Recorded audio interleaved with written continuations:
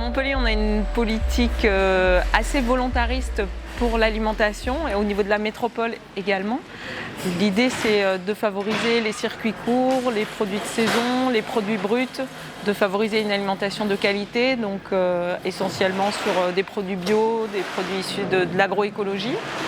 Et pour ça, on a de nombreuses manières d'agir. Par exemple, la restauration scolaire qui est un levier d'achat public de produits de saison locaux et de qualité.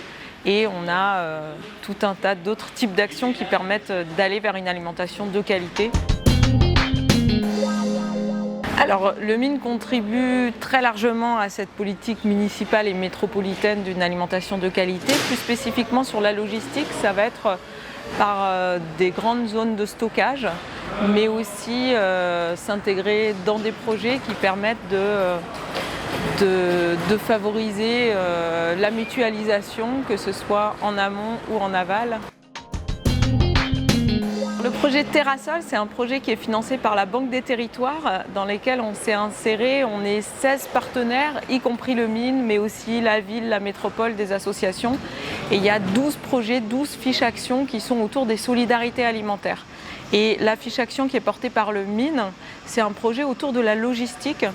L'idée, c'est de mutualiser avec les producteurs du territoire, de pouvoir en amont, sur place, que ce soit le stockage mais aussi la préparation de commandes et ensuite en aval.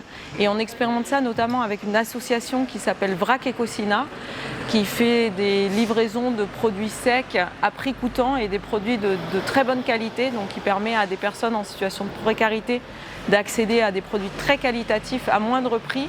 Et le MIN s'est inséré dans ce projet en mettant des personnels à disposition pour faire ces préparations de commandes.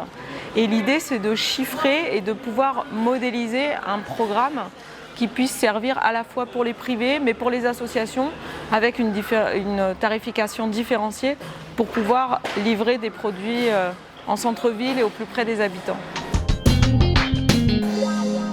Alors ce sont deux projets qui sont autour de la logistique et qui sont très proches, mais qui de mon point de vue sont complémentaires, puisque le projet Terrasol va être plus centralisé sur la préparation de commandes et le matériel qu'on a pu acheter pour cette phase-là.